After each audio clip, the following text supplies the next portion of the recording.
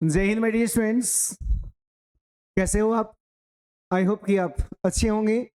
मैं M Kumar sir आप सभी को मिशन सिलेक्शन अड्डा के इस यूट्यूब चैनल एंड एप्लीकेशन पे मोस्ट वेलकम करता हूं। फर्स्ट ऑफ ऑल आप सभी को वेरी वेरी गुड मॉर्निंग। आज हम लोग करेंगे सीटीट हिंदी पेडागॉजी क्लास नंबर 2। इससे पहले आप क्लास नंबर 1 किए होंगे। इसमें हिंदी पेडागॉजी से बहुत कुछ सीखे बेसिक, और आज हम लोग यहाँ से आगे कंटिन्यू करेंगे। आइए, गुड मॉर्निंग सभी को। एक बार आप थ्योरेटिकल क्लास कर लेंगे, उसके बाद फिर प्रैक्टिस क्लास में ज्वाइन करेंगे तो बहुत कुछ सीखने को मिलेगा। जैसे कि कल हम बताएं भी आपको कि हिंदी पेडागॉजी और इंग्लिश पेडागॉजी दोनों सेम टाइप के होते हैं, एक जैसे ही होते हैं, बस केवल ट्रांसलेट रहते हैं इंग्लिश में, ये आपको रहेंगे हिंदी में। दोनों भाषा ही पत्र हैं। तो आज शुरू करेंगे हम लोग क्लास नंबर 2। इसके बाद फिर इंग्लिश पेडागॉजी बताएंगे, और इसके बाद जस्ट के जो क्लासेस होंगे आपका वो इसका प्रैक्टिस का होगा। हिंदी पेडागॉजी का प्रैक्टिस लगाएंगे, ठीक है। प्रैक्टिस मेक्स परफेक्ट मीन्स अभी एग्जाम का वक्त आ चुका है। 7 और 8 तारीख को एग्जाम होने को है, तो ज्यादा से ज्यादा क्या करेंगे, प्रैक्टिस करेंगे आज। तो आज भर हम लोग क्या करेंगे, थ्योरेटिकल चीज पढ़ेंगे, और फिर कल से आ जाएंगे प्रैक्टिस पे, आ जाएंगे अगली क्लास से। और शाम में यूट्यूब पे प्रैक्टिस भी लगेगा, आज से कंटिन्यू आप लोग देखेंगे। ओके, आइए आज हम लोग पढ़ेंगे यहां से बाबू आगे शिक्षण विधियां जो है वो नंबर 3। इससे पहले जो है वो पूरे कंसेप्ट के साथ नंबर 2 तक आप पढ़े थे पिछली क्लास में। आज हम लोग करेंगे नंबर 3 से, यहां कंटिन्यू करेंगे। नंबर 3 ये क्या है, संप्रेषण है, आगमन है, निगमन। आगमन और निगमन कई बार एग्जाम में पूछे जाते हैं। सबसे ज्यादा इंपोर्टेंट की पॉइंट ऑफ व्यू से अगर आप देखें तो ये जो आगमन मेथड है और ये जो निगमन मेथड है, जिसे इंडक्टिव कहते हैं अंग्रेजी में और डिडक्टिव कहते हैं, तो इंडक्टिव मेथड ज्यादा सुटेबल होता है डिडक्टिव मेथड की तुलना में। ज्यादातर क्या होता है, इंडक्टिव मेथड रहेगा तो वहां पे आपको सही रहेगा डिडक्टिव की तुलना में, क्योंकि एनसीएफ कहती है कि नियम, बच्चे को आपको नियम से उदाहरण की ओर ना ले जाना है, सामान्य से विशिष्ट की ओर जाना है। कैसे, चलिए शुरू करते हैं। पहला टीचिंग मेथड नंबर 3 आज पढ़ेंगे। संप्रेषण, संप्रेषण जो प्रक्रिया होता है ये कैसा होता है, चलिए हम लोग जानते हैं। संप्रेषण से जुड़ा हुआ है संप्रेषण प्रक्रिया विधि, इसे कहते हैं कम्युनिकेटिव मेथड। कम्युनिकेटिव मेथड जो होता है स्वाभाविक रूप से भाषा प्रयोग पर बल देता है। ये क्या होता है, भाषा प्रयोग पर बल देता है। ये कम्युनिटी से जुड़ा हुआ, आप जैसे आप 1 से 7 ज्यादा लोगों के साथ रहिएगा तो आप देखेंगे कि आप जो भाषा बोलते हैं, जिस एरिया से आप बिलोंग करते हैं, सामने वाला जो भाषा बोलता है वो दूसरे एरिया से बिलोंग करता है। तो जो अलग अलग एरिया से अलग अलग तरह से बच्चे बिलोंग करते हैं, और वो सब क्या होते हैं, आपस में ग्रुप बना करके बातें करते हैं। इसे क्या कहते हैं, संप्रेषण परक विधि कहते हैं, ठीक ना। संप्रेषण परक विधि का मतलब है जो भाषाएं एक संप्रेषण करके बोलते हैं, सभी लोगों को मेल जोल से बोलते हैं, और वो भाषाएं जो होती है क्या होता है, संप्रेषण परक विधि होता है। तो इस तरीका से भी बच्चे को पढ़ाया जाता है कि आप बच्चे सभी को क्लास में एक साथ सभी बच्चों को जोड़ देंगे और उनको सिखाएंगे आपस में। वास्तविक स्थिति जो होता है, रियल सिचुएशन जो होता है, उसको बातचीत, कॉन्वर्सेशन, इंटरेक्शन में बदलते हैं। वहां से क्या होता है, भाषा अर्जन होता है बच्चों में, और भाषा अर्जन करके बच्चे वहां सीखते हैं। जैसे अब ये लड़की कुछ और बोली, ये लड़का कुछ और भाषा में बोला, ये कुछ और भाषा में बोला, ये कुछ और भाषा में बोला, तो यहाँ क्या होता है, बच्चे वहां से अर्जन कर लेते हैं कि चलो वो इसको ऐसे कह रहा, मैं भी उसको ऐसे कहूंगा। तो ये चीज क्या होता, अर्जन हो जाता है। वहां से क्या होता, संप्रेषण परक विधि कहलाता है। ओके, आइए आगे आगमन विधि कई बार पूछता है। ये इंडक्टिव मेथड कई बार एग्जाम में पूछेगा। इंडक्टिव मेथड, उदाहरण से नियम की ओर जाना। क्या करना, पहले उदाहरण देना कि भाई एक एप्पल, सेब खाए हो, तो कहेगा बच्चा हाँ सर खाए हैं। तो सेब लाल होते हैं कि हरा होते हैं, बच्चे कहेगा सर वो कच्चा होता तो हरा होता, पका होता तो लाल होता। उसको सिखाना है, पहले उदाहरण से नियम की ओर जाना है। तो उदाहरण से नियम की ओर जाने बच्चा आसानी से सीख जाता है। विशिष्ट से समान की ओर जाना है, ज्ञात से अज्ञात की ओर जाना है। तो ये ध्यान रखेंगे, बच्चों को इस तरह का सिखाया जाता है कि विशिष्ट से समान की ओर जाएगा तो जल्दी पकड़ लेगा बात को, ज्ञात से अज्ञात की ओर जाएगा तो जल्दी पकड़ लेगा बात को, और सामान्य से विशिष्ट की ओर जाएगा तो पहले हार्ड बता देंगे तब इजी बताएंगे तो वो थोड़ा सा नहीं सीख पाता है। नियम से उदाहरण की ओर जाता है वो थोड़ा सा नहीं सीख पाता है। तो यही कारण है कि निगमन विधि जो होता है, डिडक्टिव मेथड, वो उतना ज्यादा नहीं पॉपुलर है जितना कि इंडक्टिव मेथड है। तो ज्यादातर बच्चों में क्या सुटेबल होता है सीखने के लिए? सबसे अच्छा तरीका कौन है? आगमन विधि। आगमन विधि से आप ज्यादा सिखाएंगे निगमन विधि के तुलना में। ओके, तो ज्यादातर क्या होगा आगमन, इसमें क्या होता है उदाहरण से नियम की ओर जाते हैं, यहाँ क्या होता है नियम से उदाहरण की ओर जाते हैं, तो ये थोड़ा सा उचित नहीं है। विशिष्ट से सामान्य की ओर जाते हैं, यहाँ उल्टा होता है सामान्य से विशिष्ट की ओर जाते हैं। ज्ञात से अज्ञात, जो बच्चा को पहले से मालूम है वहां तक आप पहले उसको पूछिए, उसके बाद वहां से फिर आगे अज्ञात वाली बातें उसको सिखाइए। अब यहां से हम लोग साइकोलॉजिस्ट के बारे में पढ़ेंगे। जीन पियाजे का क्या क्या सिद्धांत है भाषा के स्वरूप में, भाषा के रूप में क्या क्या सिद्धांत दिए। जीन पियाजे क्या बोले? भाषा विचार, लैंग्वेज करके और थॉट जो होता है इसको लेकर क्या विचार दिए। पियाजे ने भाषा को संज्ञानात्मक विकास के लिए बहुत महत्वपूर्ण नहीं माना है। उतना नहीं मानते हैं कि बच्चा जो है संज्ञान से यानी कि बुद्धि से दिमाग से भाषा का डेवलप करता है, ये उतना ज्यादा वो आंकते नहीं है। जिनको? बच्चे को। कौन? जीन पियाजे। तो जीन पियाजे जो है भाषा को संज्ञानात्मक विकास के लिए बहुत महत्वपूर्ण नहीं माना है। ये क्या है? जीन पियाजे कहाँ के रहने वाले थे? स्विट्जरलैंड का। ये कम महत्वपूर्ण दिए किसको? भाषा को। आगे अहम केंद्रित यानी ego centric speech. Ego centric speech कहने का मतलब बच्चा जो होता है 2 से 6 वर्ष की बता खुद से ही बोल बोल कर बात करता है, वो क्या होता है? अहम केंद्रित वाक्य होता है। अहम केंद्रित वाक्य कहने का मतलब खुद से बोल करके। ईगो सेंट्रिक जो स्पीच होता है वो कब होता है? जब बच्चा खुद से बात करता है, अपने खिलौने से खेल रहा है और खुद से बात कर रहा है, वो तो क्या होता है? वो अहम केंद्रित वाक्य होता है। 2 वर्ष है, 4 वर्ष है, 6 वर्ष में, ये सब उम्र में बच्चा क्या होता है? अपने खुद से बात करता है। ईगो सेंट्रिक स्पीच होता है बच्चे में। विचार और भाषा, थॉट और लैंग्वेज जो होता है वो किस तरह का डेवलपमेंट करता है? पियाजे कहते हैं कि पहले विचार आता है फिर भाषा बनता है। पहले क्या होता है? इंसान में विचार आता है उसके दिमाग में, उसके बाद भाषा बनता है। एग्जाम में ऐसे पूछ लेगा कि पहले विचार बच्चे के मन में पहले विचार आती है फिर वो भाषा बना के उसे प्रस्तुत करता है। ये सिद्धांत किसके दिए गए हैं? तो जीन पियाजे का। विचार भाषा को सुनिश्चित करता है, ये बात कौन बोला है? जीन पियाजे बोला है। क्या बोले हैं? विचार जो होता है पहले आता है फिर आगे भाषा बनता है और सुनिश्चित करता है कि भाषा को कैसे वो एक्सप्रेशन करे, अभिव्यक्ति करे, बातों को कैसे बताएं। वो अब वो बताने के लिए क्या करेगा? अपने लैंग्वेज का प्रयोग करेगा, नेटिव लैंग्वेज का, जो उसको सिखाया गया है उसी भाषा में उसी को आपको सिखाएगा। तो ये 3 बातें ध्यान रखिएगा। जीन पियाजे के हिसाब से भाषा और विचार के लिए क्या हुआ था? बहुत कम इसको माने हैं, बहुत कम महत्वपूर्ण दिए हैं। ये सीधे कहते हैं बच्चा क्या होता है? अहम केंद्रित वाक्य बोलता है, खुद से बात करता है 2 से लेकर 6 वर्ष तक में। पहले विचार आता है फिर भाषा बनता है फिर उसको अभिव्यक्त करता है, वो बातों को स्पष्ट रूप से सामने वाला को बताता है। जबकि अब नंबर 2 हम बात करें लेवायोस्की क्या बोले? लेवायोस्की कहना है क्या कि सिद्धांत सामाजिक संस्कृति, जहां भी सामाजिक और सांस्कृतिक का आएगा, कोई भी प्रश्न ऐसा हो जो यहाँ पे सामाजिक और सांस्कृतिक का चर्चा करे वहां क्या होगा? लेवायोस्की होगा। जहां भी सामाजिक और सांस्कृतिक का चर्चा करे वो क्या हो जाएगा? लेवायोस्की हो जाएगा। सामाजिक और सांस्कृतिक सिद्धांत देने वाले कौन है? लेवायोस्की है।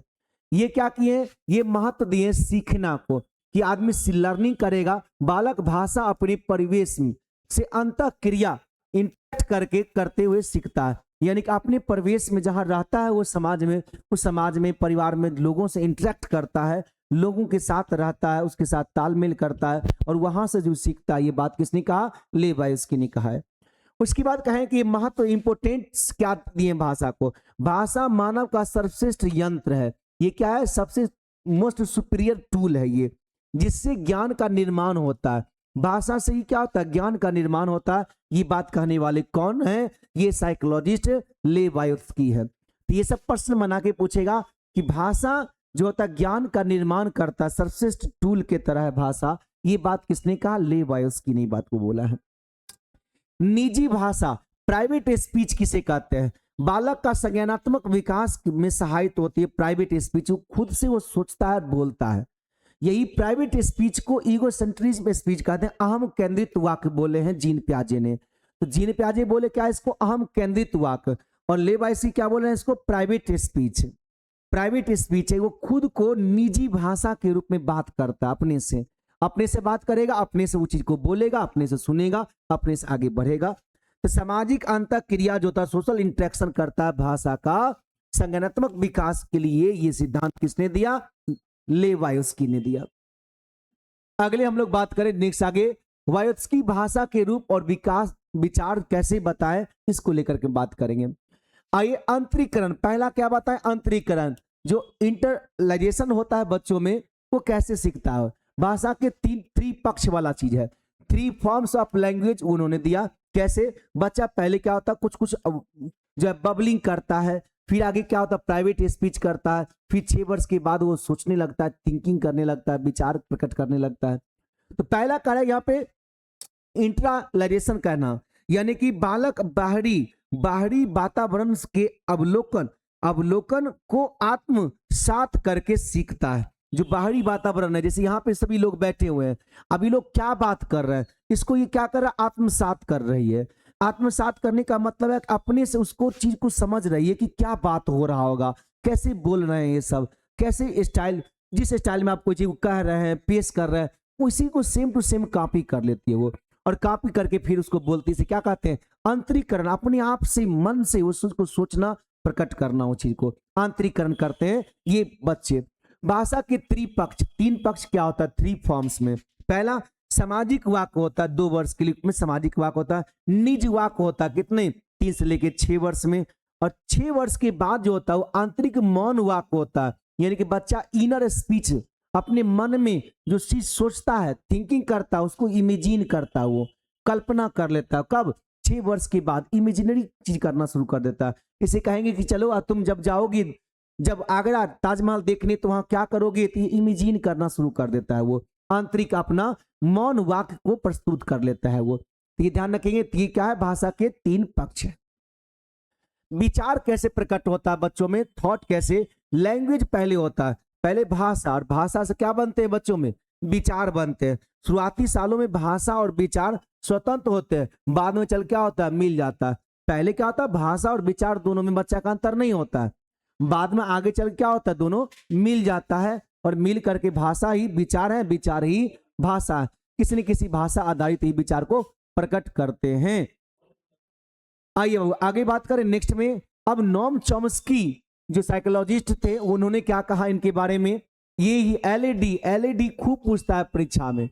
एलएडी लैंग्वेज एक्विजिशन डिवाइस, इनका कहना है कि बच्चे के दिमाग में वो डिवाइस रहता है, वो चिप रहता है, जैसे मेमोरी कार्ड जानते हैं ना, उसे से मेमोरी कार्ड जैसा चिप होता है बच्चे के दिमाग में। वैसे तो होता नहीं है, लेकिन इनका मानना है ऐसा कि ऐसे करके वो चिप होता है दिमाग में, एलएडी लैंग्वेज एक्विजिशन डिवाइस। इसे बच्चा खुद ही पकड़ लेता है। जैसे आप बच्चा छोटा सा है, अगर 6 महीना का है, साल भर का है, 1.5 साल का है, तो उसको कोई सिखाया नहीं, अपने से वो सीख लिया वो। तो जो अपने सीखता है उसे क्या कहते हैं, एक्विजिशन करना। और लैंग्वेज एक्विजिशन का एक डिवाइस होता है, उसे क्या कहते हैं, एलईडी नहीं, एलएडी। बालक भाषा सीखने के जन्मजात शक्ति के साथ पैदा होता है। ये बात किसने बोला था, नोम चॉम्स्की। जहां भी जन्मजात क्षमता बोलेगा, इनेट एबिलिटी है बच्चों में, सीखने का क्षमता जो है खुद को बहुत अच्छा क्रिएट करके रखता है बच्चा अपने से। एलईडी के हिसाब से लैंग्वेज एक्विजिशन डिवाइस बच्चा में खुद है, वो खुद सीख लेता है वो। ये कौन बोले थे, नोम चॉम्स्की। ये सक्रियता को दिखाता है, एक्टिव बच्चा कितना ज्यादा एक्टिविटी करता है, सेंसिटिव पीरियड से गुजरता है, तो उसमें बातों को सीखता है बहुत ज्यादा है। अगर कोई भी चीज आप बोलेंगे तो जल्दी कैच कर लेगा बातों को, बहुत जल्द उसको पकड़ेगा, बातों को सीखने में ज्यादा माहिर होता है। एलईडी 5 साल तक ज्यादा सक्रिय रहता है। ये कब तक रहता है, 5 साल तक सक्रिय ज्यादा रहता है एलईडी। जल्दी बच्चा लैंग्वेज एक्विजिशन डिवाइस को बहुत सक्रिय करके रखता है, जल्दी सीख लेता है। 5 साल के बाद फिर क्या होता है, धीरे धीरे निष्क्रिय हो जाता है ये। यूनिवर्सल ग्रामर, सार्वभौमिक व्याकरण किसे कहते हैं, ये बहुत बार आता है। सार्वभौमिक व्याकरण कहने का मतलब है विश्व के सभी भाषाओं को एक ही मूल व्याकरण के संबंध होते हैं। जैसे अगर आप नाउन पढ़ते हैं तो वही नाउन को आप संज्ञा कहते हैं, वही संज्ञा को किसी दूसरे शब्द में नाम कहते हैं। तो आप अलग अलग रूप में उसको पढ़ रहे थे, और सभी क्या पूरे विश्वव्यापी रूप से कहें तो विश्व के सभी भाषाओं एक ही मूल व्याकरण से संबंध रखते हैं, उसे क्या कहते हैं, सार्वभौमिक व्याकरण। जैसे आप यहाँ देखिए, हिंदी इंग्लिश भी वैसा ही है, हिंदी भी है, अब उर्दू भी है, मलयालम भी है, सब कुछ, स्पेनिश भी है, सभी का ग्रामर एक जैसे ही है। तो क्या होता है, वो यूनिवर्सल ग्रामर कहलाता है, यानी कि विश्वव्यापी व्याकरण है। आइए भाषा का जो कौशल है, यहां से 1 से 2 क्वेश्चन आपको परीक्षा में पूछेगा। लैंग्वेज स्किल कैसा होना चाहिए बच्चों में, बच्चा शुभपली कैसा कहता है, शुभपली पूछता है एग्जाम में। शुभपली क्या होता है, शुभपली बच्चे को लैंग्वेज सीखने का एक क्रम है। शुभपली पहले क्या करता है, मनोवैज्ञानिक क्रम, साइकोलॉजिकल ये ऑर्डर है। सु मतलब सुनना, बो मतलब बोलना, प मतलब पढ़ना, ली मतलब लिखना। बच्चा पहले क्या करता है, सुनता है, तब क्या करता है, बोलता है, तब क्या करता है, पढ़ता है, तब क्या करता है, लिखता है।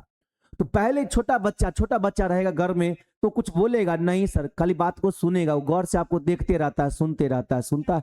तब क्या करता है, बोलना शुरू करता है धीरे धीरे। जब बच्चा 6 महीने के बाद साल भर का आ गया तो कुछ कुछ बोलता है ना, पहले सिलेबल बोलता है, वर्ड बोलता है, हकलाता है, फिर आगे बोलता है, फिर आगे क्या करता है, फिर पढ़ना शुरू करता है, लिखना बाद में, और सबसे लास्ट में क्या होता है, लिखता है वो चीज को।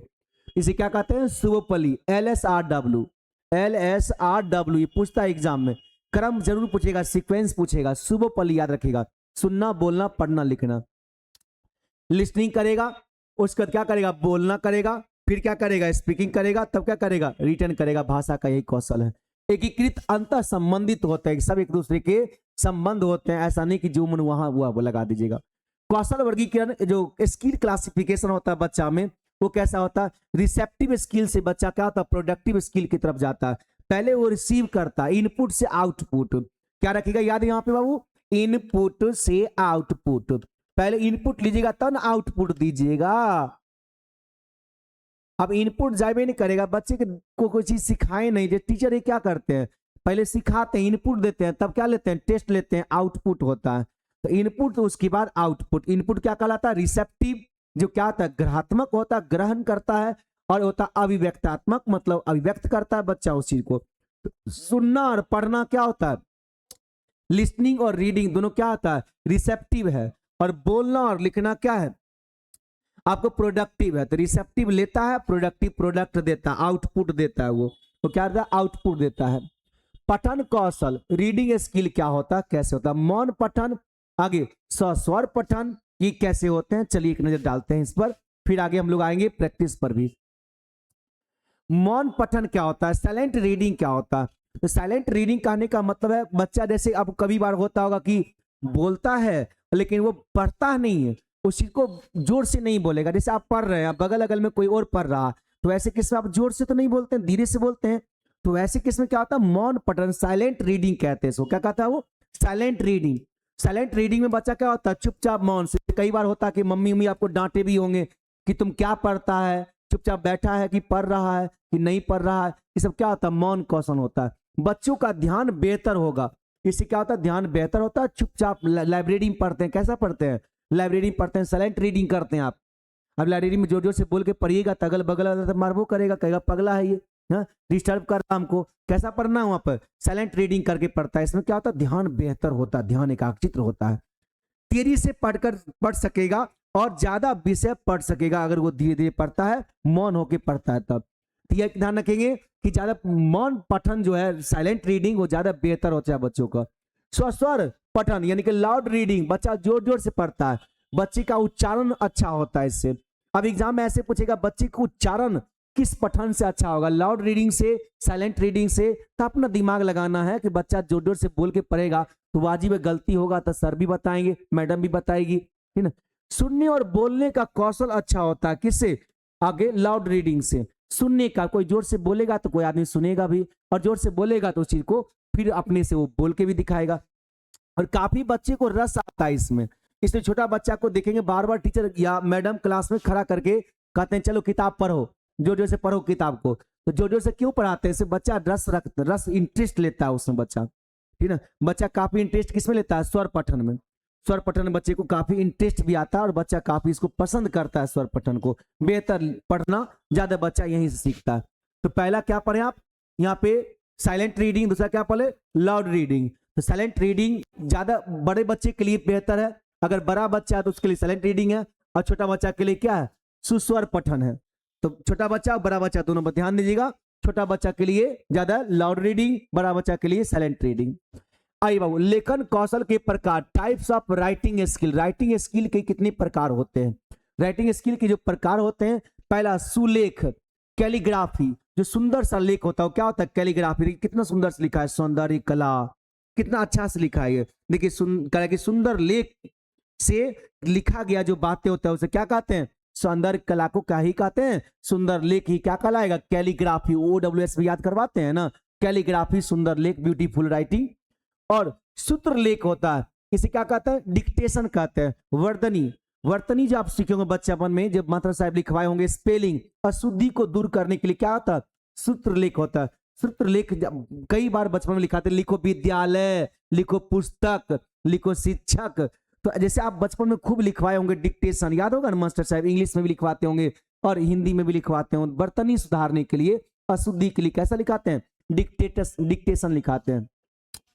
अनुलेख क्या होता है सर, ट्रेसिंग क्या होता है, अक्षरों का अनुरेखन, ट्रेस करना होता है। जैसे कि बच्चा में, छोटा बच्चा होता है जो प्री क्लास में होता है, उसको गौर करिएगा, ऐसे और लिखल रहता है ऐसे करके, dot dot dot dot dot dot दे करके, और उसमें क्या होता है, बच्चा ऐसे कलम चला करके उस पर लिखता है, इसे क्या होता है, अनुलेख होता है। तो बच्चा पहले शुरू यहीं से करता है, ट्रेसिंग से ही, और उसके बाद क्या होता है, डिक्टेशन लिखा कर मास्टर साहब उसका स्पेलिंग अच्छा करते हैं, तब आगे सुलेख होता है, मतलब उधर से इधर की तरफ आता है। तो बच्चा ये स्टेज में आता है, स्टेज ट्रेसिंग डॉट्स में, फिर आता है कनेक्टिंग डैशेस में, फिर आता है यहाँ पे फ्री हैंड राइटिंग करता है बच्चा। तो ये उसका सीक्वेंस होता है, क्रम होता है सीखने का। आई भाषाई विकार कैसा होता है, लैंग्वेज डिसेबिलिटीज, ये कई बार पूछता है, डिसेबिलिटीज तो पूछेगा ही पूछेगा परीक्षा में, ये पॉजिटिव में लीजिएगा इसको। डिसेबिलिटीज को कहीं निगेटिव में नहीं लेना आता। कोई बच्चा अगर किसी विकार से ग्रसित है तो आप उससे घृणा नहीं करेंगे, प्रेम करेंगे उससे, उसको बैच में समान वैल्यू दीजिएगा, उसको असमान वैल्यू नहीं दीजिएगा, ठीक ना। जैसे यहाँ देखिए अफेसिया, अफेसिया क्या होता है सर, सुनने में समस्या होता है अफेसिया से, समझने में समस्या होता है अफेसिया से, बात करने में समय भाषा का उपयोग में समस्या होता है अफेसिया से। तो अफेसिया से बच्चों में क्या होता है, सुनने की समस्या आता है, सही से सुन नहीं पा रहा, समझने में समस्या आता है अफेसिया से, ठीक ना। और क्या करता है बच्चा, फेस करता है अफेसिया से, बात करने में शब्द का प्रयोग नहीं सही कर पाता। देखते ना आजकल लोग सब बात करते हैं, जो मन वो शब्द का प्रयोग कर देते हैं, बाद में कहते हैं कि मैंने गलत बोल दिया। ये होता है अफेसिया से, सुनने में, समझने में और बात करने में, सुनने में, समझने में और बात करने में जो भी दिक्कत आता है वो क्या होता है, अफेसिया से होता है। डिसलेक्सिया से क्या होता है, डिसलेक्सिया नाम से पता है, पठन अक्षमता होता है, रीडिंग डिसेबिलिटी आ जाता है, पढ़ने और लिखने के लिए जो बच्चे में समस्या आता है, धारा प्रवाह पढ़ने की अक्षमता हो जाता है, बच्चा बेहतर नहीं पढ़ पा रहा, वो डिसलेक्सिया है, बेहतर नहीं पढ़ा, धारा प्रवाह नहीं पढ़ पाता। कहीं आप स्पीडली पढ़िए, फ्लुएंटली पढ़िए तो नहीं पढ़ पाता उसको। इनपुट जाता है उसमें, लेकिन प्रोसेस ब्रेन कर जम्बल लेटर्स बना लेता है, उसको सही से व्यवस्थित नहीं कर पाता है, और आउटपुट जो होता है गड़बड़ा जाता है बच्चा का, इनकरेक्ट रीडिंग करने लगता है। वाज को 100 पढ़ेगा, 100 को वाज पढ़ेगा। अब तारे जमीन पर मूवी देखे होंगे, उसमें बच्चे को यही रहता है, डिसलेक्सिया रहता है बच्चों में। तारे जमीन पर मूवी देखे ना, पार्ट 2 भी उसका शायद आ गया है, तो उसमें आप ये देखेंगे बच्चों में डिसलेक्सिया होता है, वो सही से नहीं पढ़ पाता। वो वाज को 100 पढ़ेगा, WAS को पढ़ेगा SAW 100, तो ऐसे उल्टा सीधा पढ़ देता है। जैसे आप यहाँ पे कहेंगे उसको डॉग, तो डॉग को पढ़ देगा वो GOD गॉड, उल्टा सीधा करके पढ़ देगा, तो क्या होता है, डिसलेक्सिया होता है उसका। आगे बढ़े बाबू, शिक्षण के जो आयाम होते हैं, सूत्र होते हैं, dimension and Maxim's of teaching, ये क्या क्या होता है सुनिए। त्रिआयामी शिक्षण, त्रिआयामी शिक्षण में 3 चीज आयाम होना जरूरी है। कौन कौन, अध्यापक, सिलेबस और विद्यार्थी, सब्जेक्ट रहेगा और विद्यार्थी, 3 चीज का शिक्षा में सबसे बड़ी है त्रिआयामी, त्रिआयामी, 3 डायमेंशनल टीचिंग कहते हैं इसको। शिक्षण सूत्र जो होता है वो ज्ञात से कहाँ जाता है, ज्ञात में, यही पूछता है, डिलेड एंट्रेंस एग्जाम में भी पूछा हुआ है चीज को, कि पढ़ाई हमेशा कहाँ जाता है, शिक्षण सूत्र ज्ञात से अज्ञात की ओर जाता है, मूर्त से अमूर्त की ओर जाता है, सरल से जटिल की ओर जाता है। ध्यान रखेंगे, शिक्षा का यही संबंध है, सरल से जटिल में, मूर्त से अमूर्त में, ज्ञात से अज्ञात में। यही परीक्षा में पूछता है, सीक्वेंस गड़बड़ा देगा, उल्टा सीधा कर देगा, तो आपसे पूछेगा एग्जाम में। अगले बनेंगे, अगली बात है नेक्स्ट में, TLM किसे कहते हैं, TLM टीचिंग लर्निंग मटेरियल, ये आपको आगे डील करिएगा या BEd करेंगे तो लास्ट में आपको जरूरत भी पड़ता है। जैसे आप क्लास में जाइएगा तो जो भी आप पढ़िएगा उसको एक आप प्रोजेक्ट बना के देना पड़ता है, प्रोजेक्ट बना करके आपको, जैसे अभी हम PPT लगाए हुए हैं, तो ये क्या है, ये PPT एक प्रकार का TLM है, TLM है, इसे टीचिंग लर्निंग मटेरियल कहते हैं। इससे हम क्या चीज बहुत को ज्यादा समझा पाएंगे आपको। जो ये टीचिंग लर्निंग मटेरियल जो होता है, जैसे आप देखते होंगे क्लास आर में कहीं पर ऐसा बच्चे प्रोजेक्ट बना के ले जाते हैं, या आप कहीं प्रोजेक्ट बना के ले गए, एक बड़े अच्छा सा पेपर पर सब कुछ लिखा हुआ है, पेस्ट कर दिए जाकर के बोर्ड पर। जैसे मैप ले लिए आप, मैप, और मैप से सिखा रहे हैं बच्चे को कि उत्तर प्रदेश कहाँ है, झारखंड कहाँ है, बिहार कहाँ है, यूपी कहाँ है, एमपी कहाँ है।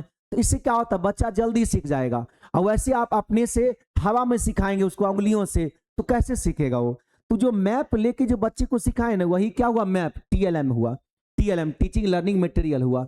इससे क्या होता है, उद्देश्य क्या रहता है इसका, ऑब्जेक्टिव्स क्या रहता है, रुचिकर, बच्चा में इंटरेस्ट आता है, बच्चा काफी इफेक्टिव होता है, स्वाभाविक नेचुरल उसमें जाता है और एक्टिव हो जाता है। जैसे ये भी बोर्ड पर दिख रहा है, कितना अच्छा मटेरियल यहाँ बना हुआ, पूरा मिशन सिलेक्शन अड्डा की टीम आप लोग के सफलता के पीछे काम कर रही है, इतना बेहतर मटेरियल दे रही है। तो इससे क्या हुआ, ये टीएलएम हो गया। अब इससे हम पढ़ाते हैं तो आप काफी ज्यादा रुचि रखते हैं, इंटरेस्ट लगता है कि बड़ी अच्छा लगता है सर पढ़ने में, इफेक्टिव भी पढ़ता है आपका, आपका स्वाभाविक रूप में इसमें भी ज्यादा इंटरेक्ट आता है और आप एक्टिव हो जाते हैं। इसके प्रकार कितने होते हैं, दृश्य अच्छा बनता है, विजुअली आप अच्छा देख पा रहे हैं सब इमेज सबको, ऑडियो सुन पा रहे हैं, मेरी बातों को आप सुन भी पा रहे हैं, ऑडियो विजुअल दोनों हो पा रहा है, आप देखियो पा रहे हैं और सुनियो पा रहे हैं, दोनों चीज हो पा रहा है। और क्रिया सहायक एक्टिविटी क्या होता है, बेस्ट होता है। आप फील्ड ट्रिप भ्रमण, यानी कि कहीं भी बच्चे को ले जाइएगा दूसरा जगह जाके दिखाइए, चलिए हम आपको दिखाते हैं पटना जू में कौन कौन सा जानवर है, कैसे कैसे होता है, क्या क्या उसका दिनचर्या है, ये फील्ड ट्रिप। आप देखते हैं स्कूल में साल में 1-2 बार कभी फील्ड ट्रिप पर जाता है बच्चा भ्रमण करने के लिए, तो वो भी काफी सहायक चीज होता है। डायरेक्ट अगर चिड़ियाघर ले जाएगा, जानवर को दिखाएगा तो बहुत अच्छा सीखेगा वो चीज। ओके, आई निंदात्मक और उपचारात्मक शिक्षण, यानी कि डायग्नोस्टिक कहेंगे और रेमेडिकल टीचिंग। निंदात्मक टीचिंग क्या होता है समझिएगा। निंदात्मक डायग्नोस्टिक जो होता है, छात्र की असफलता व कठिनाई के पीछे का कारण जानना निंदान हुआ। वो क्या होता है, निदान होता है। क्या होता है, निदानात्मक होता है। ये निदानात्मक और निदान खोजना, बच्चा क्यों फेल कर रहा है, क्या रीजन है बच्चे को फेल करने का, उसके पीछे क्या कारण हो सकता है। जो बच्चा चैप्टर पढ़ा वो चैप्टर नहीं समझ में आया, या वो चैप्टर समझ में आया, क्वेश्चन प्रैक्टिस नहीं किया है बच्चा, प्रैक्टिस भी किया 2-3 बार उसको नहीं बनाया है, कंफ्यूज कर रहा है, क्या क्या हो सकता है, इसका निदान निकालिए। ये क्या होता है, निदात्मक होता है। उपचारात्मक, अब उपचार बताइए उसका क्या दिक्कत हुआ, कमियों को दूर करने का दोबारा शिक्षण करवाइए, उसको रिवीजन करवाइए, मैराथन दीजिए, टेस्ट लगवाइए, प्रैक्टिस करवाइए, क्या होता है, उपचारात्मक हुआ। फिर वो बच्चा क्या होगा, निदान से आ गया उपचार में, फिर क्या होगा, सफल कर जाएगा, ये क्या हुआ, सीक्वेंस हो जाएगा वो। तो बच्चा कहेगा कि हाँ हम मिशन सिलेक्शन अड्डा में पढ़े तो हमको अच्छा सफलता मिला, यानी कोई चीज को जाना, निदान से उपचार में गया, उपचार से सफलता हो गया उसका। तो ये क्या है, एक प्रकार का निदात्मक कौशल प्रक्रिया है, ध्यान रखेंगे। आइए, परीक्षण के प्रकार क्या क्या होता है, टाइप्स ऑफ टेस्ट, कितने प्रकार के टेस्ट होता है। टेस्ट आप जैसे लगाते हैं, आप लोग टेस्ट देते हैं क्लास में, मास्टर साहब टेस्ट लेते हैं बैच में, वो कितना प्रकार का टेस्ट होता है, चलिए इसके बारे में जानते हैं हम लोग। पहला, उपलब्धि परीक्षण, अचीवमेंट टेस्ट। आपने कहा कि शिक्षार्थी में ने क्या सीखा, इसका अनुमान लगाना। आप ऐसे कि असाइनिंग कर पा रहे हैं, what the learner has learn, जो आपका लर्नर से शिक्षार्थी उसने क्या सीखा, इसका अनुमान लगा रहे हैं, एसेसिंग कर पा रहे हैं उसको। दक्षता परीक्षा होता है, प्रोफिशिएंसी टेस्ट, बच्चा जो शिक्षार्थी के विषय में कहां तक समझ पाया है, प्रवीणता स्तर कितना है बच्चा में, पूर्व ज्ञान, पाठ्यक्रम का ज्ञान आवश्यक नहीं है, पहले उसने क्या सीखा उसको नहीं, सेक्शनली टेस्ट ले रहे हैं, ये प्रोफिशिएंसी टेस्ट होता है। एक होता है एप्टीट्यूड टेस्ट, यानी कि अभिरुचि परीक्षा, शिक्षार्थी भाषा सीखने के लिए उपयुक्त अभिरुचि रखता है या नहीं रखता है, उसका इंटरेस्ट कैसा है। अब वो टॉपिक लिए, टॉपिक में अच्छा नंबर ला रहा है बच्चा, इसका मतलब वो सही इंटरेस्ट ले रहा है, बच्चा पर बेहतर पढ़ रहा। तो ऐसे उपलब्धि वाला टेस्ट, दक्षता वाला टेस्ट, अभिरुचि वाला टेस्ट, और फिर सही मूल्यांकन करिए, करेक्ट असेसमेंट करिए। असेसमेंट करने के बाद बच्चे को बताइए कि देखो बाबू तुम इतना सीख रहा, इतना नहीं सीख रहा, तुमको और आगे बढ़ना है, बेहतर करना है। आई इवैल्यूएशन कैसे करेंगे, असेसमेंट और इवैल्यूएशन दोनों ध्यान रखेंगे। मूल्यांकन करना कैसे होता है, ध्यान रखेंगे। इवैल्यूएशन मूल्यांकन कैसे करते हैं, और असेसमेंट कैसे करते हैं, मेजरमेंट कैसे करते हैं। आकलन करना, मूल्यांकन करना, तो मूल्यांकन करने को क्या कहते हैं अंग्रेजी में, एवल्यूएशन करना। एवल्यूएशन होता है निरंतर चलने वाली प्रक्रिया, क्या होता है, कंटिन्यूअस प्रोसेस होता है मूल्यांकन। आप मूल्यांकन किए, कुछ कमी लगा, फिर टेस्ट लिए, फिर पढ़ाए, फिर टेस्ट लिए, फिर पढ़ाए, फिर टेस्ट लिए, ये क्या होता है, सब चलते रहता है मूल्यांकन। आकलन असेसमेंट, या देखते हैं कि बच्चा कैसे सीखता है, ये आकलन करते हैं, असेसमेंट करते हैं। Observing how a child learn, कैसे बच्चा सीखता है, क्या होता है, उसका आकलन होता है। मापन होता है, ये देखते हैं कि बच्चे ने कितने प्रतिशत सीखा है, ये क्या होता है, मेजरमेंट होता है उसका। Measuring how much percentage a child has learn, बच्चा कितना परसेंट सीखा है, ये मेजरिंग करते हैं उसका। रिलेशनशिप चार्ट कैसे बनाते हैं उसका, कुछ इस टाइप से देखिए यहाँ पे, मूल्यांकन एबुलेशन करेंगे आकलन और मेजरमेंट से, ठीक ना। तो मूल्यांकन कैसे करेंगे बाबू, असेसमेंट से और मेजरमेंट से। आकलन व मापन दोनों मूल्यांकन के ही हिस्से होते हैं, उसी के अंश में आते हैं, उसी के अंदर आते हैं। आई बहुभाषिकता और पाठ्य पुस्तक, ये दोनों क्या चीज है समझिए, लास्ट टॉपिक है, इसके बाद आप लोग आ जाएंगे प्रैक्टिस पर। बहुभाषिकता जो होता है, मल्टीलिंगुअलिज्म जो होता है, एक ही कक्षा में कई भाषा बोलने वाले बच्चे होते हैं। अब कोई बच्चा वहां से उर्दू बोल रहा है, कोई बच्चा हिंदी बोल रहा है, कोई बच्चा संस्कृत बोल रहा है, तो एनसीएफ क्या कहता है, एनसीएफ इसे संसाधन मानता है, इसे रिसोर्सेस मानता है, पॉजिटिव समझता है इसको, कि एक से ज्यादा भाषा बोलेगा ना बच्चा बैच में, तो सब बच्चा को सीखने को मिलेगा, बच्चा को लगेगा चलो भाई बहुत कुछ सीखने को मिल रहा है बैच में, तो वो पॉजिटिव मानता है। कौन, एनसीएफ 2005। यह हमारी पहचान व संस्कृति का अंग है, कि बच्चा सब तरह का चीज बोलता है, ये हम लोग का क्या है, पूरे भारत की पहचान है और अभी अंग है ये, इससे बच्चे बहुत कुछ सीखते हैं, संस्कृति है ये चीज, ठीक ना। पाठ्य पुस्तक, टेक्स्ट बुक रटवाइए मत, एक मत संसाधन नहीं है, ये रिसोर्सेज नहीं है, खाली किताब पढ़ा देंगे बच्चे में नॉलेज आ जाएगा, नहीं, उसको सूझबूझ भी आना चाहिए, समझदारी भी होना चाहिए, संस्कृति आना चाहिए, सामाजिक आना चाहिए, सब कुछ आना चाहिए। रंग बिरंगी और आसान बोल चाल भाषा में होनी चाहिए, भाषा में आसान बोलने वाला और रंग बिरंगी बातें होनी चाहिए, सब तरह का भाषा बच्चे में नॉलेज में आना चाहिए। बच्चे के स्तर और व्यवहारिक ज्ञान पर आधारित होनी चाहिए, बच्चे के जो स्तर हैं और व्यवहारिक ज्ञान ऊपर आधारित होना चाहिए, यानी कि आपको जो नॉलेज है वो नॉलेज आपका जो संस्कार है, जो आपका विचार है, जो भाव है, उसके आधार पर होना चाहिए। आप सीख तो बहुत लिए लेकिन आपका बोलने का लहजा नहीं है, कहते ना कि आदमी सुनते होंगे कि बोलने का तमीज खराब है, तो वो तमीज कहां से लाएगा, तमीज सांस्कृतिक सभ्यता से लाएगा, परिवार से लाएगा, संस्कार से लाएगा, उससे जोड़ कर बच्चे को व्यवहारिक जोड़ से रखिए ताकि बच्चा और बेहतर करे, उसको सीखे। आइए त्रिभाषा सूत्र लास्ट जानते हैं, त्रिभाषा 3 लैंग्वेज फॉर्मूला किसे कहते हैं, त्रिभाषा सूत्र, इसे क्वेश्चन 1-2 क्वेश्चन पूछता है पहली बार में। मूल ओरिजिन कहां से होता है, पहली भाषा क्या होता है, दूसरी भाषा क्या होता है, तृतीय भाषा क्या होता है। पहली भाषा होता है बच्चा का मातृभाषा, क्षेत्रीय भाषा, जहां बच्चा नेटिव लैंग्वेज सीखता है, मदर टंग। 1964 से 66 में कोठारी आयोग द्वारा दिया गया था, कौन सा, त्रिभाषा सूत्र, 3 डायमेंशनल आपका 3 लैंग्वेज फॉर्मूला। कई बार आपको पूछेगा एग्जाम में कि कोठारी आयोग किसे कहते हैं, कोठारी आयोग क्या कहते हैं, कोठारी आयोग के बारे में खूब पूछेगा परीक्षा में। कोठारी आयोग क्या दिए थे, त्रिभाषा सूत्र दिए थे। क्या क्या त्रिभाषा सूत्र है, चलिए जानिए। कोठारी कमीशन 1964 से 66 तक में आयोग में कुछ दिया गया था, कौन, मदर टंग रीजनल लैंग्वेज, पहला भाषा, पहली भाषा मदर टंग, दूसरी भाषा हिंदी भाषा, राज्यों में आधुनिक भारतीय भाषा या अंग्रेजी, सेकेंड लैंग्वेज क्या दिए, हिंदी या इंग्लिश, हिंदी या इंग्लिश जो है सेकेंड लैंग्वेज दिया गया, जो और भी राज्य में बोले जाते हों। तृतीय भाषा, थर्ड लैंग्वेज, अंग्रेजी या कोई और आधुनिक भारतीय भाषा को जो दूसरी भाषा ना हो, यानी कि अगर दूसरी भाषा आपका हिंदी है, जैसे आप अभी सीखे हैं, पहला रीजनल लैंग्वेज, आप अगर मान लीजिए बिहार में भोजपुरी इलाका से बिलोंग कर रहे हैं, तो पहली भाषा क्या हुआ आपका, भोजपुरी। यहाँ पे फिर स्कूल में क्या सिखाएं आपको, हिंदी, और फिर हम क्या सिखा रहे हैं आपको, इंग्लिश। तो आपका फर्स्ट लैंग्वेज क्या होगा, भोजपुरी, सेकेंड क्या हुआ, हिंदी, थर्ड क्या हुआ, इंग्लिश। समझ में आ गया, यही चीज है त्रिभाषा। इसे काठोरी या क्या बोलते हैं इसको, कोठारी आयोग, कोठारी आयोग समिति जो दिया था भाषा त्रिभाषा सूत्र में, उसमें क्या क्या आता है, regional, native, first language, second language. Okay, चलिए इसमें आपको यहां तक सीख गए, अच्छी से आपको समझ में आ गया होगा। यहीं तक इसका लास्ट है क्लास, इसके बाद अगली क्लास में हम लोग प्रैक्टिस करेंगे। आज की क्लास यहीं तक रखेंगे, फिर नेक्स्ट क्लास में आपको जम करके हिंदी पेडागोजी का प्रैक्टिस लगेगा और फिर इंग्लिश पेडागोजी का थ्योरी लगेगा। थ्योरी प्रैक्टिस सब चलेगा और यूट्यूब पर आज शाम से चलेगा केवल और केवल प्रैक्टिस का क्लासेस। आप लोग जरूर आइएगा प्रैक्टिस करने के लिए, और आगामी आने वाले एग्जाम में आप बहुत अच्छे करेंगे। आप अभी ज्यादा से ज्यादा चीज पर ध्यान देंगे, अपनी पूरे कंसेप्ट को क्लियर करते हुए प्रैक्टिस पर ज्यादा ध्यान दीजिए। चलिए तो फिर मिलते हैं आगे नेक्स्ट क्लास में, तब तक के लिए थैंक्स, जय हिंद।